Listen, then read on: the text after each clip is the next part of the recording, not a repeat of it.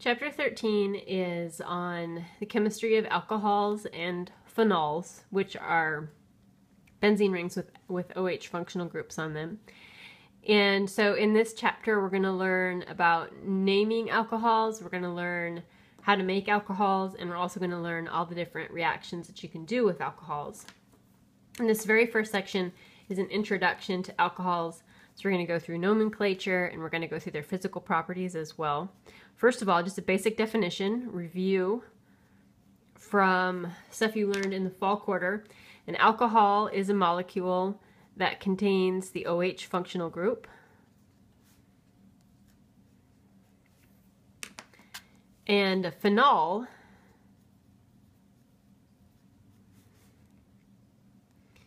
is a molecule that has, it's a specific type of alcohol. It's a molecule that has an OH group attached to a benzene, and there might be other stuff as well. But when the OH functional group is attached directly to a benzene ring, instead of calling it an alcohol, we call it a phenol. So in this video, we're going to walk through the IUPAC nomenclature of alcohols.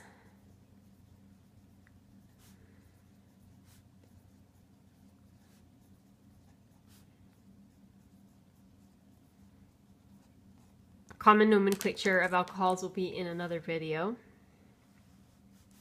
At this particular point, the alcohol is the highest priority functional group that you've learned about. So we've learned about alkyl halides, alkenes, and alkynes, as well as alkanes, which don't really count.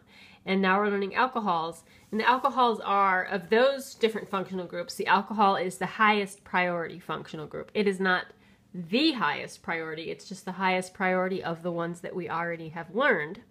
So when we're naming an alcohol with the alcohols that we're going to encounter, first step, as usual, is to find the longest carbon chain.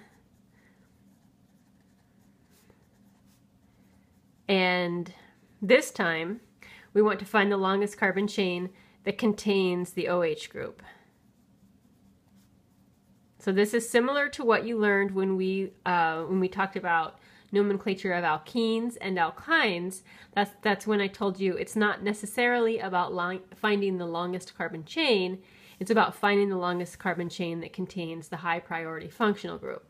So we're going to find the longest carbon chain that contains the OH group. Then, because it's high priority, we're going to give the OH group the lowest possible number when we number the chain. And if we have other functional groups present or branches, those numbers are just going to be whatever they end up being based on the low number of the OH group. And then when we name the molecule, we are going to change, we're going to drop the E from the parent alkane name, and we're going to change that ending to all. So if we have ethane, we would change it to ethanol. We're just dropping the E. If we have butane, we would change it to butanol. Propane would be changed to propanol. Here are some examples. So first of all, we want to find the longest carbon chain that contains the OH group. That's going to be this chain right here. Or maybe you want to count it like this, 1, 2, 3, 4. And we want to number this 4-carbon chain so that our OH group has the lowest possible number. That means that we're going to be numbering it from right to left.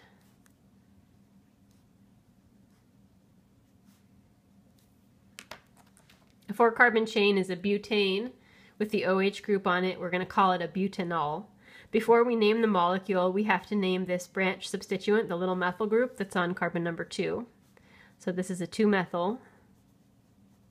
And then we also have to identify the position of the OH group, which is also on carbon number 2. 2-methyl, 2-butanol. We can use the internal numbering system like you learned with the alkenes and the alkenes and the alkynes. So we could name this molecule if we wanted 2-methyl butanol. to all. And sometimes it will be helpful for us to put the number in the middle of the name. It is kind of awkward. We'll use it when we want to. We won't use it when it sounds funny. Here's another example. This is a cyclic molecule, and with those, remember that we default put the high priority functional group on carbon number 1. So this particular carbon is going to be number 1, and then we continue to number around the ring. In this case, we're going to be numbering it counterclockwise because after giving the OH group priority, once we've accomplished that, we do want to give the highest priority possible to the remaining functional groups. So this molecule has a methyl group on carbon number 2. This is a cyclopentanol. Remember, we don't have to say, for a cyclic molecule, we don't have to say that the high priority functional group is on carbon number 1 because that's implied. If you want to do that, it's okay. If you want to say 2-methyl 1-cyclopentanol or 2-methyl cyclopentan 1-all, it's okay. It's awkward. It's kind of grammatically incorrect because the 1 is implied. But everybody would still know what you meant if you said that. Here's another molecule. This one's got 2 functional groups, an alcohol as well as an alkene. Our priority here is to, we want to prioritize the OH group, so we want to find the longest carbon chain that contains the OH group, and that's going to be right here, 1, 2, 3, 4, 5. And we want to number it so that the carbon bearing the OH group is the highest, gets the highest priority. It will be carbon number 1.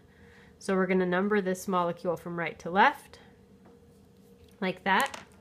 This is a 5-carbon chain, so it's going to be a pentanol. And we're going to say it's going to be a 1-pentanol. Before we name it, we need to name our branch substituents, an ethyl on carbon number 2 and a methyl on carbon number 4. Remember, those substituents get put in alphabetical order, not necessarily in number order, although in this case they are also being put in number order, but that's just a coincidence. So we have a 2-ethyl, 4-methyl, pentanol, but it's actually not a pentanol because we have a double bond here. It's a pentene. And we have to identify the position of the double bond as well. The double bond is at carbon number 4. And this is one molecule where the internal numbering is super helpful. If we didn't have the internal numbering option, it would be really confusing. But we can, the best way to name this molecule is to put the 4 as well as the 1 inside the name. And that way we're really clearly saying that the ene is on carbon number 4 and the all is on carbon number 1. And because this is a terminal alkene, we don't have to worry about cis trans easy. And one last example when you're naming phenols. These are pretty simple to name. Kind of like a cyclic with a phenol. The carbon that holds the OH group is always going to be assumed to be carbon number 1. And then you're going to number around the ring to give the other substituents the lowest possible set of numbers. One thing that's different about naming a phenol compared to a regular cyclic is that the parent name for the molecule is phenol. It's not benzene. So we're not naming this as an alcohol benzene. We're just going to call it phenol. We're going to locate the position of any other substituent, like in this case 2-chloro, and then we just say phenol at the end. And you do not at all ever say 1 here because this whole entire molecule is phenol, and we're just saying that on the phenol there is a chlorine on carbon number 2. We're going to learn some other ways for naming phenols towards the end of this quarter when we study aromatic compounds. But for now, they're going to be pretty simple. So that is it for IUPAC nomenclature. In the next video, I'm going to go over common nomenclature and as well as physical properties, and I'll give you the homework problems for this section, or this part of the section, as well as the study questions.